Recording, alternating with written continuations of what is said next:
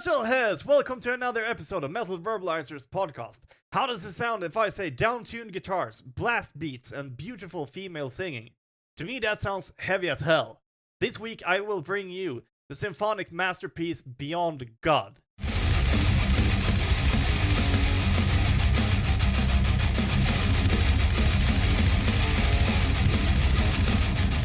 The band was started back in 2013 in the Netherlands, so the band has been around for a while right now actually. The name for the band came to be because they wanted something that was big. With that said, God or a god is seen as something grand. Maybe that's the best part of it, that you can define it for yourself, how you want to define it. If you want to take it to a superlative degree, it is something that goes even beyond God. With that, they came up with the name Beyond God. Here the man wanted to be very clear though, to avoid some misunderstandings and that sort of thing. The name does not have to do with anything religious or something that is against religion. It has nothing to do with that. If we were to talk about what influences that the band has, the band doesn't really have any main influences. All of the members have their own influences. That means that all of their personal influences are going to shape the sound of the band, which is really cool. What is even cooler is that they take inspiration from their own lives and from stories that they hear from others. I love to hear this because this makes the music very real. This was the way that music was made back in the old days, in the 60s and 70s, when bands like Judas Priest and Black Sabbath were the shit. These bands didn't really have influences in the same way as we do today, since they more or less together with other bands created a new music genre. So I love that bands still try to do it the real way and take inspiration from themselves. When I asked the band if there is a band that they would compare them to give you an idea about what you can expect when listening to Beyond God.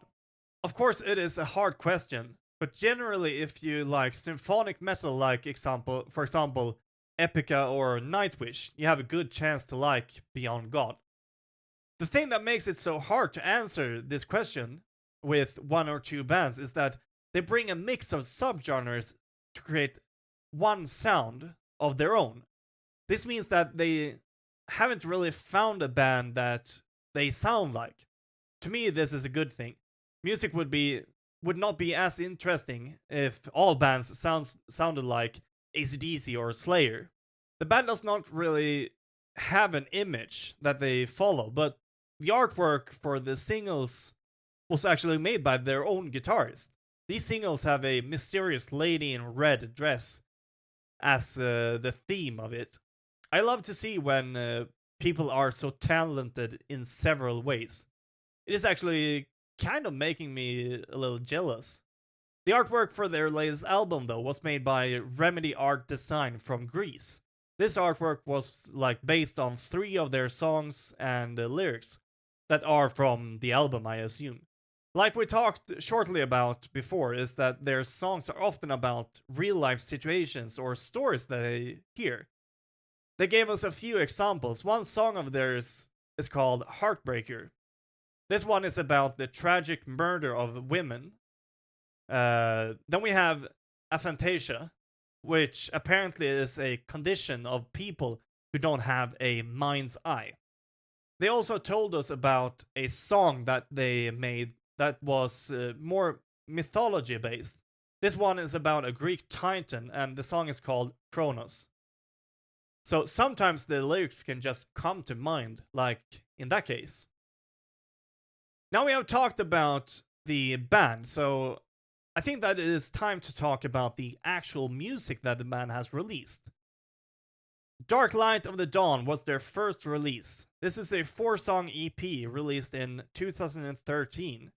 In this EP we can hear some awesome Nightwish-esque operatics, and in this release you'll find songs like Destination Darkness, Memories Passion, and Nocturne.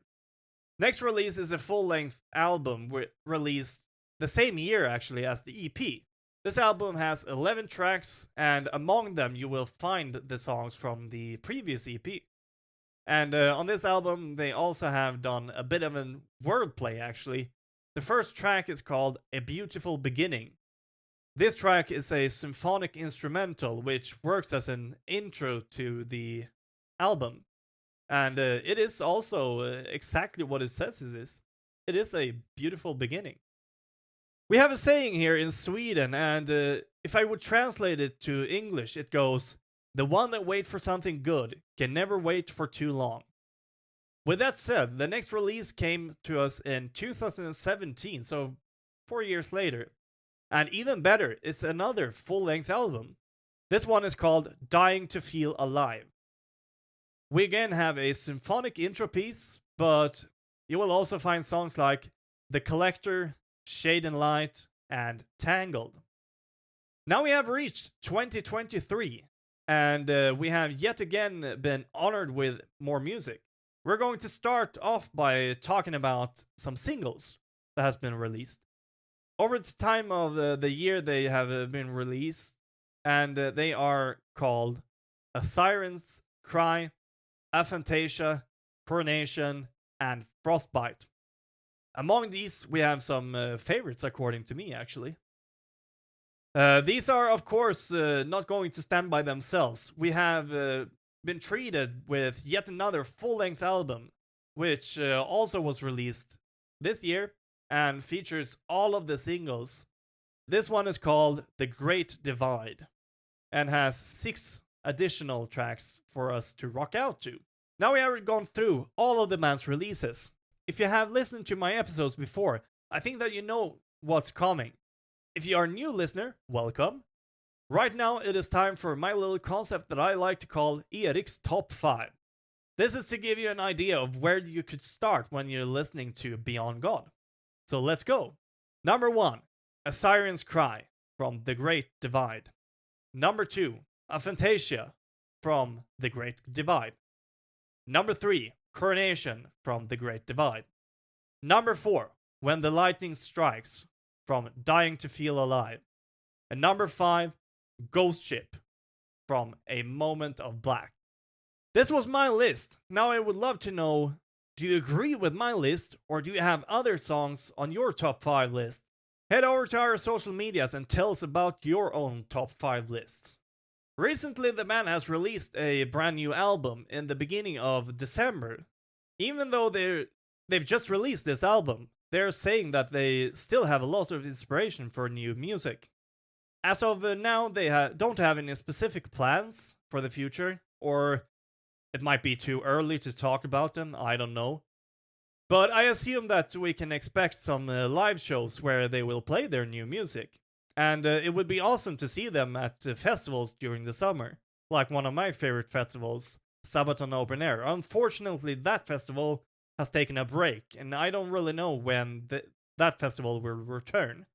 I think personally that Beyond God is a band that is totally underrated. I think that if they continue on this level, we will definitely see them rise in the future. And if this band sounds like something that you might like, then don't hesitate to go and have a listen to their music. Even though this might not be something that you usually listen to, give them a chance anyway. I think that Beyond God is a band that can be liked by many. Even if you are one that usually listens to more extreme metal, you might actually like them. Because a lot of their riffing sounds like it is inspired by extreme metal. And hey, blast beats. Also, if you happen to like their music, don't forget to go and give them a follow on their social medias as well, so that you are updated on what the band is up to next. It is the easiest way and cheapest way to support them and help them to get exposed to new ears. If you like what we are doing here on Metal Verbalizers podcast, don't forget to follow us on our socials as well, so that you are updated on what band we are gonna verbalize next. You can also be the one to give us the next band to be verbalized. Sometimes we also talk to the bands and have them tell us stories from their tours or interview them. You do not want to miss this. Unfortunately, this is going to be the last episode of 2023. We thank everybody that has been listening to the podcast, and we will see you back in January 2024. So thank you for listening. You've been listening to Metal Verbalizers podcast, Verbalizing Beyond God.